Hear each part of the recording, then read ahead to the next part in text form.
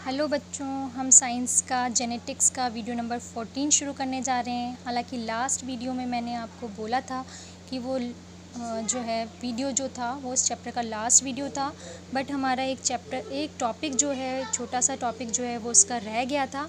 मैं आज इस वीडियो में इस टॉपिक को करा रही हूँ और इसी के साथ ये चैप्टर कंप्लीट भी हो जाएगा। नेक्स्ट वीडियो में मैं आपको इसकी एक्सरसाइज सेंड करूँगी।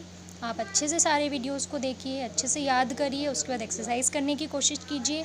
आपको निश्चित रूप से एक्सरसाइज के सारे क्वेश्चन समझ में आ जाएंगे। बहुत टफ नहीं है, ये बहुत इजी है और स्कोरिंग भी है। लर्निंग पार्ट भी इतना ज़्यादा नहीं है, बस समझने का चैप्टर है।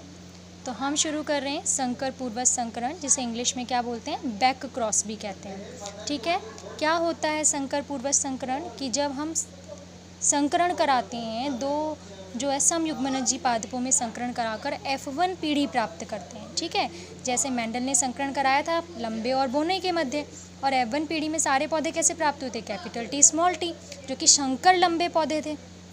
ठीक है, तो F1 पीढ़ी का संकरण यदि दोनों में से किसी भी जनक के साथ करा दें, एक जनक तो कैसा था आपको ध्यान है, कैपिटल टी, और एक जनक क्या था, स्मॉल टी, यानी एक तो था शुद्ध लंबा और एक था शुद्ध बोना।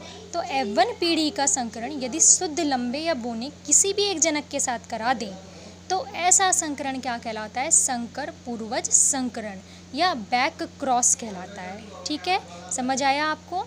वापस से रिपीट कर लेते हैं अपन। जब F1 पीढ़ी के जो पादप है उसका संकरण दोनों में से किसी भी जनक से करा दें, चाहे प्रभावी जनक हो चाहे अप्रभावी जनक हो, ठीक है, किसी भी एक के साथ करा दें, तो ऐसा संकरण संकर पूर्वज संकरण कहलाता है। ये दो प्रकार के होते हैं, क्योंकि हमने यहाँ दो कंडीशन रखी है, एक प्रभावी जनक और एक अप्रभावी जनक, तो इसके बिहाफ पर ये दो प्रकार का होता है।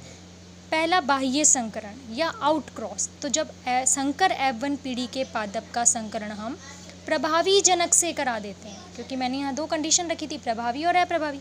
यदि प्रभावी से करा देते हैं तो कहलाता है बाह्य संकरण।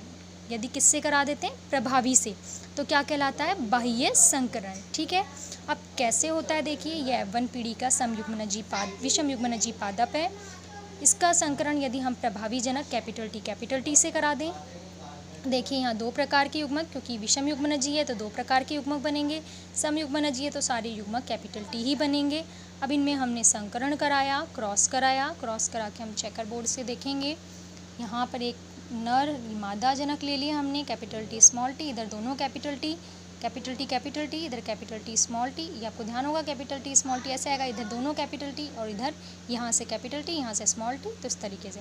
अब मैं लक्षण प्रारूप अनुपात की बात करूँ तो देखने से चारों पौधे क्या लगेंगे, लंबे। तो 100% पौधे कैसे हैं, लंबे। अगर मैं जीन प्रारूप की बात करूँ तो 50% पौधे तो कैसे हैं, शुद्ध लंबे, और 50% पौधे कैसे हैं, संकर लंबे, ठीक है, या शुद्ध लंबे हैं। तो जीन अनुपात जो है वो कितना प्राप्त हुआ, 1:1 प्राप्त हुआ। ठीक है, समझ में आया आप सबको? क्या है बाह्य संकरण, यदि F1 पीढ़ी के संकर पादप का संकरण यदि प्रभावी जनक से करा दें तो ऐसा संकरण क्या कहलाता है, बाह्य संकरण। और बाह्य संकरण का लक्षण प्रारूप अनुपात क्या है, 100% सभी पौधे लंबे होंगे। जीन प्रारूप अनुपात में 50% शुद्ध लंबे, 50% अशुद्ध लंबे, अनुपात 1:1। नेक्स्ट है परीक्षण संकरण या टेस्ट क्रॉस। यदि F1 पीढ़ी का संकरण अप्रभावी जनक से करा दें, उसमें प्रभावी जनक था, ठीक है, बाह्य संकरण में। परीक्षण संकरण में क्या है, यदि अप्रभावी जनक से करा दें तो ऐसा संकरण क्या कहलाता है, परीक्षण संकरण। अब देखिए अप्रभावी जनक से कराया हमने, देखो लंबे capital T small T, F1 पीढ़ी, विषम युग्मनजी, दो तरह के युग्मक बनेंगे। अप्रभावी जनक है लेकिन सम युग्मनजी, तो सारे स्मॉल टी बनेंगे। अब इनमें चेकर बोर्ड द्वारा क्रॉस कराया, देखिए, ठीक है। 50% कैसे मिले, 50% तो मिले लंबे और 50% मिले बोने। अब लक्षण प्रारूप भी सेम है और जीन प्रारूप भी सेम है। लक्षण प्रारूप के अनुसार तो 50% तो अशुद्ध लंबे, 50% बोने। अगर जीन प्रारूप की बात करूँ तो 50% जो है विषम युग्मनजी लंबे, 50% जो है वो सम युग्मनजी बोने, यानी दोनों अनुपात सेम है, वही 1:1। ठीक है, किसका, कौन से संकरण का? परीक्षण संकरण का। तो ये हमारा एक छोटा सा टॉपिक रह गया था बच्चों, जो मैंने आपको इस वीडियो के द्वारा कंप्लीट करा दिया है। ये चैप्टर हमारा कंप्लीट हो गया है। इसी के साथ हमने 2 चैप्टर अपने कंप्लीट कर लिए हैं। आप दोनों को अच्छे से याद कीजिए। ज़रूरी नहीं यदि किसी दिन वीडियो नहीं भी आता है तो आप उन्हें लर्न करिए। ये मत सोचिए कि वीडियो नहीं आ रहा है, आपके पास मेरे हिसाब से बहुत अच्छे से काम है। दोनों चैप्टर इतना अच्छे से याद कर लें कि जब हम क्लासरूम में मिले तो आपको तब भी कोई दिक्कत नहीं आए और अच्छे से आपको याद हो। ठीक है, एक्सरसाइज मैं सेंड कर दूँगी आपको, आप उन्हें करके देखिएगा। ओके।